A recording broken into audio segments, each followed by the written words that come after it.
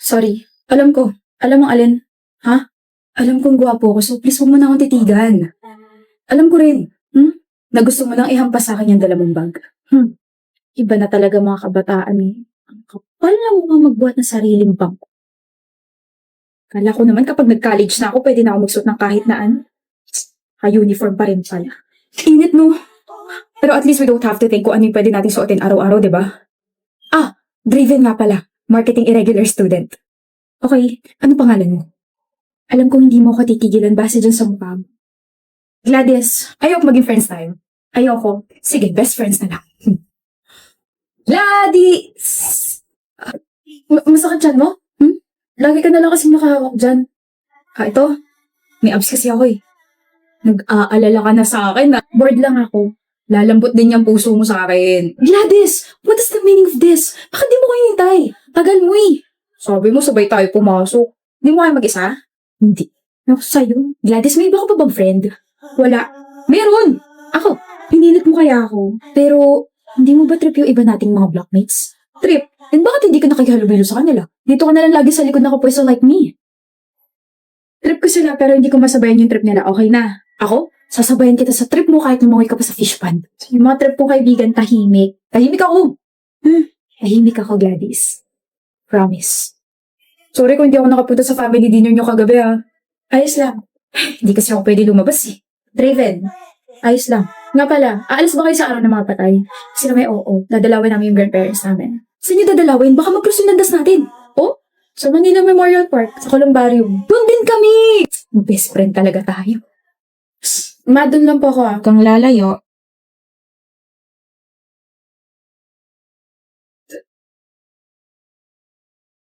Draven Galvez. You know my brother? Oh? Brother? I'm sorry, I'm just surprised. First time kasi na may ibang tao lumapit sa vault niya. Draven Galvez? Draven Galvez, kilala mo ba siya? He doesn't have any friends, pero based from your reaction, parang kilalang kilala mo siya. Patay na siya? Huli ka na sa balita. Since last year pa, 2 saksak sa tiyan. He was murdered inside the campus. Gladys! Bakit nandito ka sa campus? Araw ng mga patayan ah. Bakit naka-uniform ka? Bakit? Totoo ba? Totoo bang patay ka na? Sorry, hindi ko sinabi. Naghihintay ako eh. Naghihintay? Naghihintay ako na may makita sa akin dito sa campus at madalaw ako ng taong yun sa vault ko. Yun yung huli kong kailangan gawin bago ko payagang makaalis dito sa school. I sometimes wonder bakit laging malungkot yung mga mata mo. Na kahit nangiti ka, natawa ka, hindi yun nawawala. Na parang nanghihingi ng tulong. Kaya pala palagi kang nakahawak sa tiyan mo. Kaya pala hindi ka man lang tinitignan ng ibang blockmates ko. Kaya pala parang may pumipigil sa aking hawakan ka. Kaya pala kapag nag-uusap tayo, people were giving me weird stares. Yun pala, patay ka na. Matagal na. Takot ka na ba sa akin? Hindi ako nagsisisi sa Draven. Masaya ako na nakilala kita. Hindi ba pwede dito ka na lang?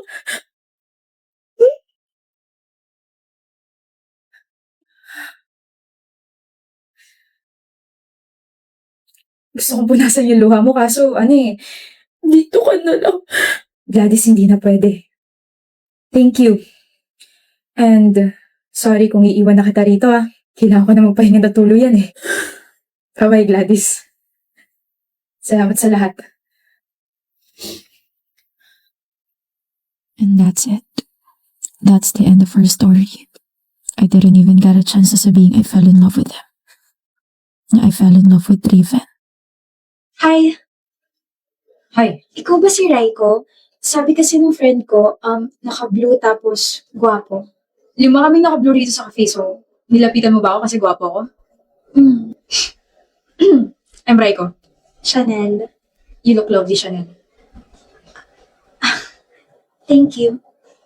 Patingin nga ako, Raiko.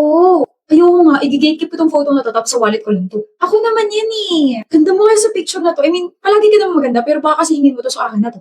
Nahikab ako nung pinicturean mo ko. So, ang lovely mo kaya here.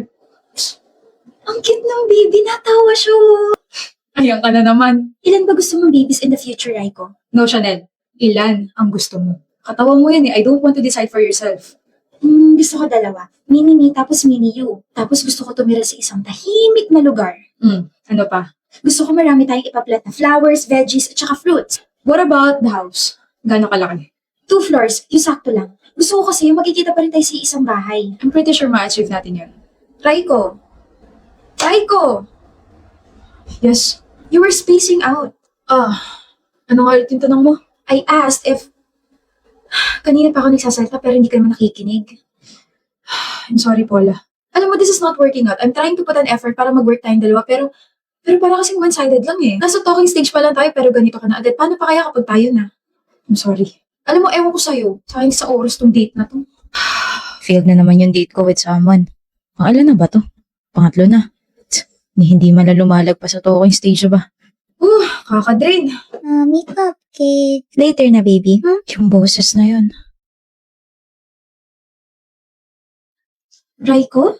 Chanel, di tapusin na natin to. Raiko, huwag ka namang ganyan. Kailangan ko pang mag-master's degree kasi yun yung napangako ko sa parents ko. Tapos mag-work lang ako ng ilang years. Tapos pwede na tayo magpakasal. Love, pwede mo namang gawin lahat yun kapag kinasal na tayo. We're just 21, Raiko. So, dun din naman yung punta natin eh. Bakit ka ba nagmamadali? You sound so scared. Para secure na tong relasyon natin kasi feeling ko darating yung panahon na mawawalan ka ng time sa akin. Ikaw na talaga yung nakikita kong pakakasalan ko, Chanel. I can give you more assurance and security, but a wedding at this age? Wala pa ako napapatunayan. Wala pa nga tayong savings eh. Huwag mo nang alalahanin yung pera, may trust fund ako. Raiko, hindi yun yung point. Fine.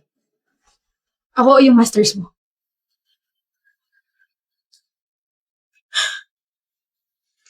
You're seriously doing this?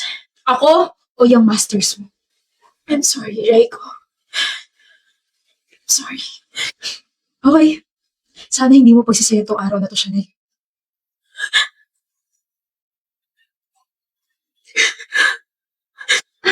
Long time no see. How are you? May kasama ka ba? Kanina. This is my daughter, Sasha. Hello po. Who is he, Mommy? He's a long-time friend, baby. Kayo lang? We're waiting for Dad and Kuya. Sasha? Sorry, Mommy. Kamusta ka na? Kahit alam ko na yung sagot, itatanong ko pa rin. Natapos mo ba yung masters mo? Late, but I'm proud of you, Chanel. And you still look lovely. Thank you, Raiko. Anyway, we'll go ahead na kasi baka nandun na sila. It was nice meeting you again. Let's go na, Sasha. Bye-bye, Mister. I know I already moved on, but seeing her again made my heart ache. Realizations kept flowing inside my head. I suddenly got jealous. Na-achieve niya yung future na gusto niya. Master's degree, 2 kids, married. Pero yung future na gusto ko, ibang tao yung tumupad nun. I thought Chanel is my future. But Chanel became my past because of my selfishness. Sana hindi na mag-cross yung landas natin. But it was really nice meeting you again. Stay lovely, Chanel.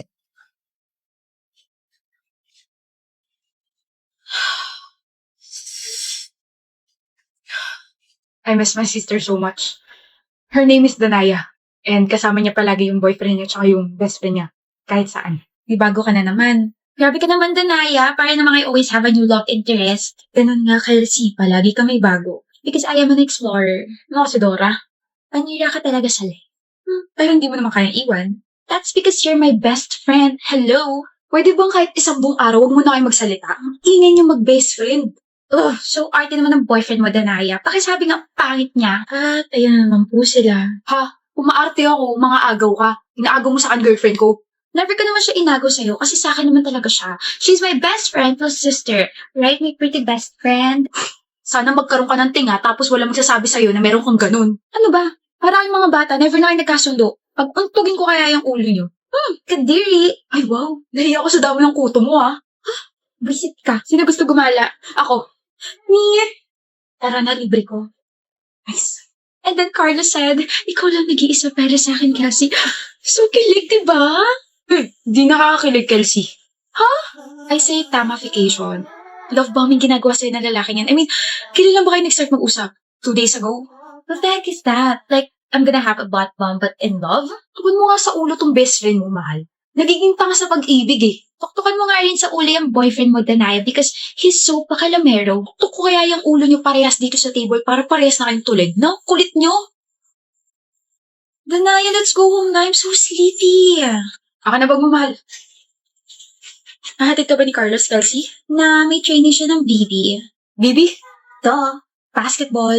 Ah, kala ko bola-bola. Iwan na nga natin yan, Danaya. Si Jay maghahatid sa atin, Kelsey. Saan ka pupunta? Araw-araw ka na lang umaalis ha. Sa school. Danaya. School? Saan school to? Bakit di ko to alam? Sa Vera University. Kung saan ako nag-aaral since first year college. Mamaya ka na, kuya. Late na ako. Bakit ka pupunta ron? Kasi mag-aaral ako. Ano ba? Sigaw na ako. Jason, I'm asking you, what happened after your conversation with your sister? I followed her. Why did you follow her? Kasi doc yung school na pinupuntahan niya. Nasunog na yan 2 years ago pa. Tapos sinundan ko siya hanggang sa loob ng school. Tapos bigla siyang tumigil sa isang classroom. Tapos umupo siya sa sunog na upuan. And then she smiled. Umupo lang ba siya doon? She was just like that for 2 hours. Smiling. Oh, she's also mumbling something. And then pag uwi niya, nagkwento siya tungkol kay Cassie and Jay. Yun ang kwento mo sa akin kanina lang about their relationship. That's what she told you that day? Opo, tuwa pa nga siya eh. Her eyes were sparkling. And then? The next day, nandito na ako sa harap mo, Dok. Hmm? Because the thing is, Jay and Cassie already died 2 years ago gawa ng apoy sa Vera University, Dok. Natrap sila sa classroom. Hindi na nakalabas. Tapos nasunog sila. Mali. Mali? Mali, Dok. Sinunog sila. Ng kapatid ko.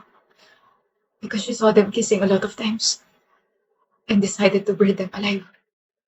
Doc, the stories that I've mentioned, they never happened. It was all in Danaya's head. She created these happy memories with her ex-boyfriend and ex-best friend para pagtakpan yung sakit na naramdaman niya tsaka yung pagkagilty niya. Please help my sister. Tulungan niyo po siyang gumaling at pagbayaran yung ginawa niya. Sinabi niya ba sa'yo na pinatay niya sila? Hindi po. Then paano mo nalaman to, Jason? Because I was there.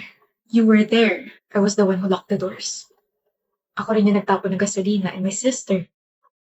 She was the one who lit the fire.